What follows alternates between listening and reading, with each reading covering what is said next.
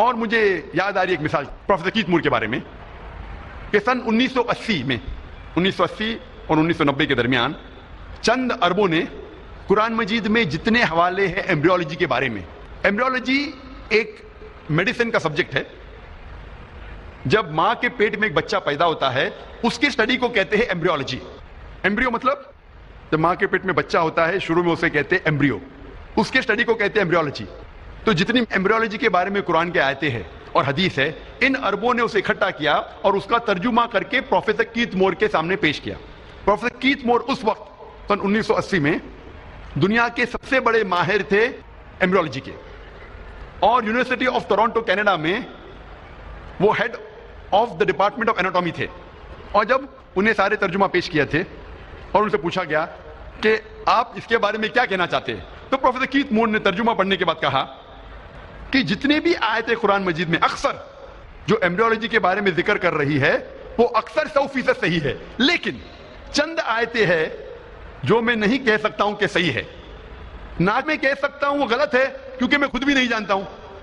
اور دو ایسے آیتیں تھی جو پہلی دو آیتیں نازل کی گئی تھی سورہ اقرا میں, سورہ علق میں, آیت نمبر 1 اور 2, جہاں اللہ تعالیٰ فرماتے اقرا بسم ربک الذی خلق خلق الانسان من علق. پڑھو اللہ کے نام سے جس نے پیدا کیا, جس نے پیدا کیا انسان کو ایک خون کے لوتڑے سے جو لٹکتا ہے, جو جونک جیسا ہے. اللہ کا کے 3 معنی ہیں, ایک معنی ہے خون کا لوتڑا, ایک معنی ہے لٹکنا, اور تیسرا معنی ہے کہ لیچ لائک سبسٹینس, اردو میں کہیں گے جوک. تو پروفیسر کیت مور نے کہا کہ میں نہیں جانتا ہوں کہ ایمبریو, بچہ جب ماں کے پیٹ میں پیدا ہوتا ہے, ایمبریو وہ جونک جیسا لگتا ہے کہ نہیں. تو پروفیسر کیت مور نے اپنے لیبورٹری میں ایک پاورفل مائکروسکوپ کے اندر ایمبریو کو دیکھا اور سائڈ میں اس نے جوک کی تصویر لی, اور وہ چونک گئے کہ آپس میں کتنے آئیڈینٹیکل تھے, وہ یکساں تھے. پروفیسر کیت مور کو تقریباً 80 سوالات پوچھے گئے تھے قرآن اور حدیث میں, جتنے بھی ایمبریولوجی کے بارے میں حدیث تھی اور آیتیں تھے.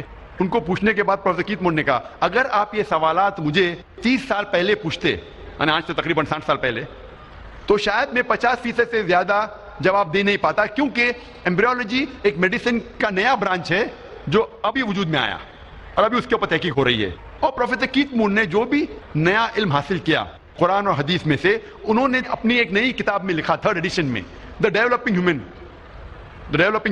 ایک کتاب ہے جو ہم میڈیسن میں پڑھتے ہیں فرسٹ ایئر میں, اور اچھے مارکس حاصل کرنے کے لیے ہم کیت مور کی کتاب پڑھتے, ڈیولپنگ ہیومن. تو انہوں نے 3را ایڈیشن لکھا اور یہ نیا علم جو حاصل کیا اس کے اندر ایڈ کیا, اور الحمدللہ اس کتاب کو سب سے پہلا انعام ملا اس سال, سب سے بہترین کتاب جو ایک لیکھک نے میڈیسن کے بارے میں لکھا ہو. اور اس کتاب کا ترجمہ کئی زبانوں میں بعد میں کیا گیا ہے. اور پروفیسر کیت مور نے کہا کہ مجھے کوئی شک نہیں, کوئی بھی مجھے اعتراض نہیں ماننے کے لیے کہ یہ قرآن مجید خدا کی طرف سے ہے اور محمد صلی اللہ علیہ وسلم اس کے پیغمبر ہے.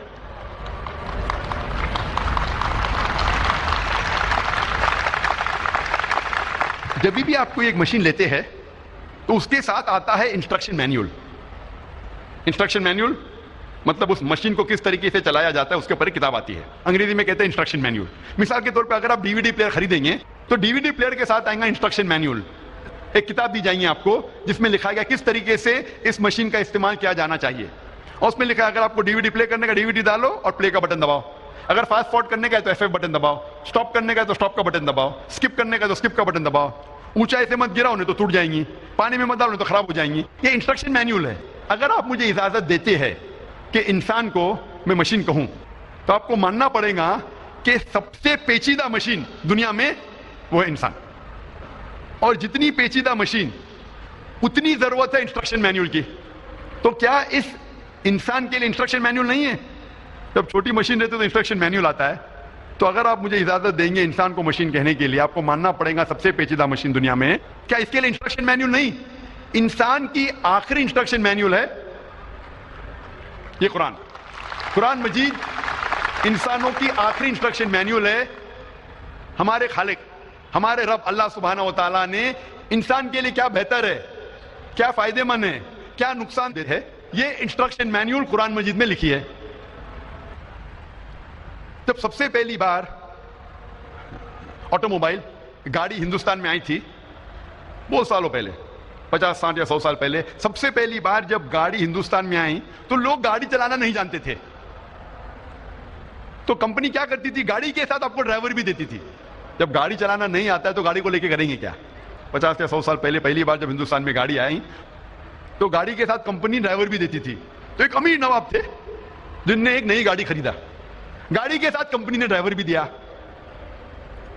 तो नवाब ड्राइवर से कहते हैं एक दिन, गाड़ी को तैयार करो, मुझे बेगम साहिबा को शॉपिंग के लिए ले जाना है। तो ड्राइवर कहता है, नवाब साहब गाड़ी खराब हो गई है। नवाब साहब तेज में आके कहते, गाड़ी को फौरन सही करो, मुझे बेगम साहिबा को शॉपिंग के लिए ले जाना है। तो ड्राइवर कहता है कि नवाब साहब गाड़ी को सही करने के लिए मुझे 10 किलो शहद चाहिए, 20 लीटर दूध चाहिए, 30 किलो असल घी चाहिए और 40 किलो राइस चावल, वो भी बासमती चावल। तो नवाब साहब क्या करते, गाड़ी को सही करने के लिए ड्राइवर को 10 किलो शहद देते, 20 लीटर दूध देते हैं, 30 किलो असल घी और 40 किलो बासमती चावल देते हैं।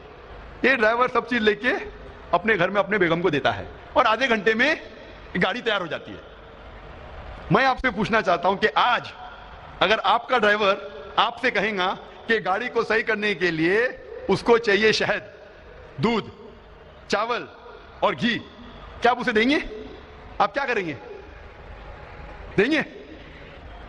भगा देंगे, लात मार के भगाएंगे, क्योंकि आप भले मैकेनिक नहीं है, आप कम से कम इतना तो जानते हैं गाड़ी के बारे में कि गाड़ी दूध पे नहीं चलती, शहद से नहीं चलती, चावल से नहीं चलती, घी से नहीं चलती। आप मैकेनिक नहीं है लेकिन गाड़ी के बारे में इतना इल्म तो रखते। तो हर मुसलमान कुरान मजीद को समझ के पढ़ेगा तो कोई भी इंसान आपको कुरान मजीद से भटका नहीं सकेगा।